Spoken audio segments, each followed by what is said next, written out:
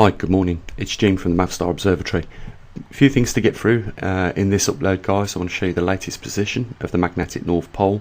Now, I just want to say before we get into this, you know, we're within an accuracy of about half a mile with our location every time we do an announcement of the actual northerlies and easterlies of the magnetic North Pole. We're about half a mile of accuracy, so that's pretty good when you think about it.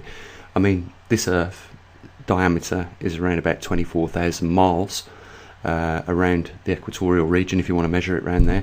So you give it, just give that a bit of thought. That's how accurate we are when we do, an announcement of where the magnetic North Pole is.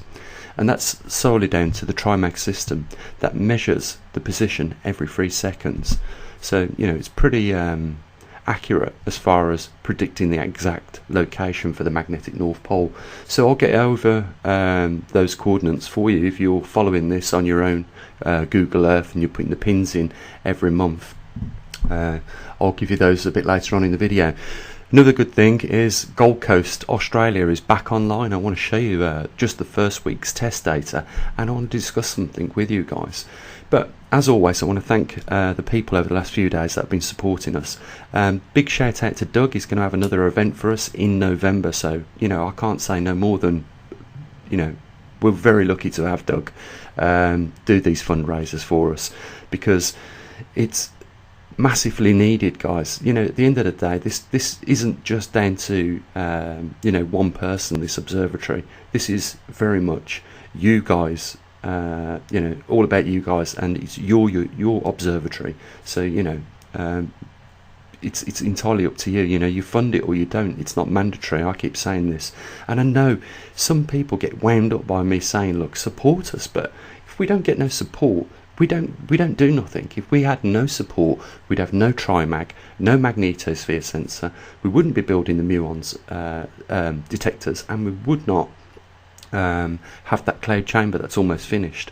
So all these things are solely down to all of us, guys. It's an effort of a lot of people that have chipped in a little bit, supported it, and the reason why they've did that is simply because we want the questions answered.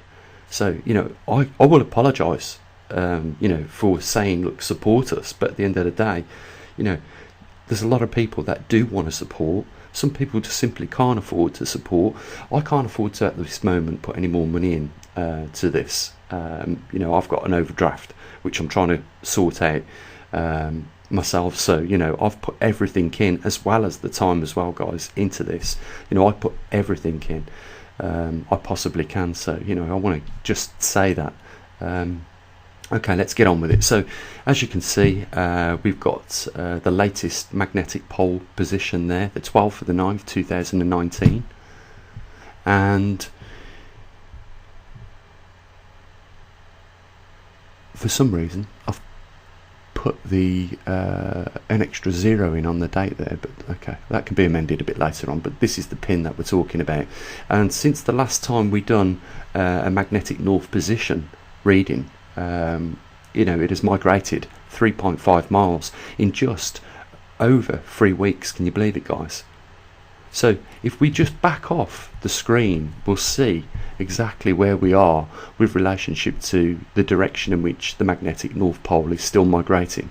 And you can see now we're bringing up the dates 2019, 2018, 2017. And just recently I thought, it'd be great if we could do it at least once a month, and we can still check the position and the direction of which the magnetic North Pole is moving. And as you can see, if I back out the screen, the 40 degrees mark comes into line, which is about 300 miles or thereabouts away, but the direction is still heading towards easterly and making its way to Siberia, as you can see. And you can see all the other pins over the last 100 years of migration. If I just move down there, you'll see where it started off back in the 1900s, and then continually and progressively migrated towards Siberia in almost a perfect straight line, albeit just recently where it's deviated a little bit. You can see that, but you know what, I think at the moment the reason why we're seeing these deviations over the last 10-15 years is because I believe that magnetic North Pole is getting weaker and weaker, and as predicted, as it gets close to that 40-degree mark, we're going to start to see some real uptick in the behaviour and movement of the magnetic North Pole. We could even see within around about 4 to 7 years a completed reversal, but we'll just have to see how it goes. But it's looking like it's on track. If you remember from the TriMag data, we're starting to see more spikes and more fluctuations. I mean, it's backing up 250 miles at some points during the month and then moving over towards the 13-degree mark. What that means is it's migrated in just over 2 years 3 degrees, which is equivalent to about 47 miles each degree. So we're just talking just 150 miles of migration in 2 years time. Sorry, in 2 years that have gone. So things are moving, guys. This is still on track for a migration without any doubts, and over recent times, last 9 months, we started to see some new activity where it's starting to wobble a lot more. And these big organisations know that there's something going on with the poles on this planet, because they had to do almost an emergency update of the world magnetic model. But we saw what's been going on over Canada with its magnetic high intensity region.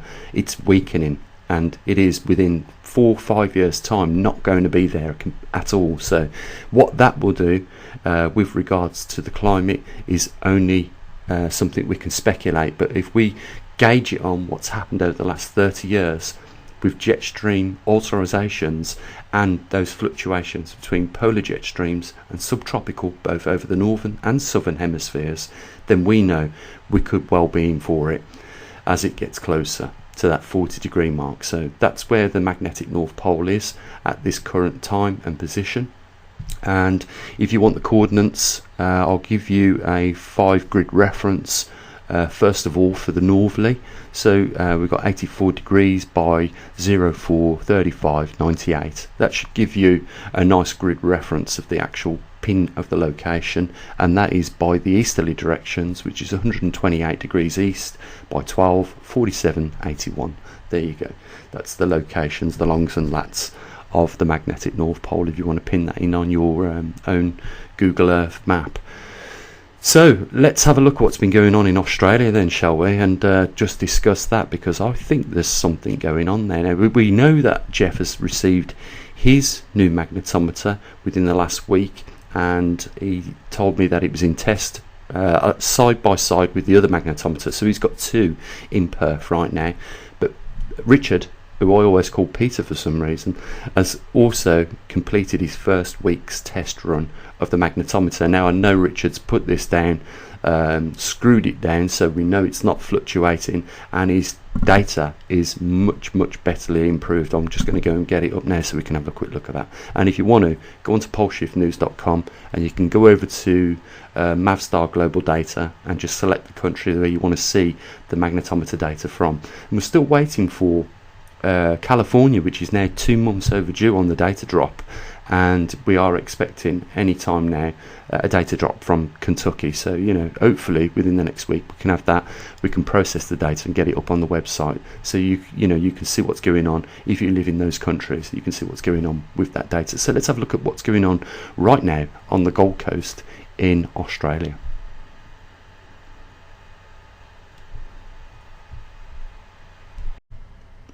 So here we are, and this is the first week's test data coming from the Gold Coast. Richard's done an absolutely fantastic job, and I know that because I can get the resolution in on the left-hand column really well. And as you can see, there's almost 1 microtesla fluctuation all across the chart. But on all the others that we collect, there's usually around about 2 microteslas. Now, I'm starting to think, guys, that the reason for this is we're only getting 1 microtesla in the Gold Coast and Australia, and 0 over on Perth, which is the other side of Australia. The reason why I think that is, and I'll bring up the magnetic intensity chart, is because I think that high intensity region now is creeping up over Australia.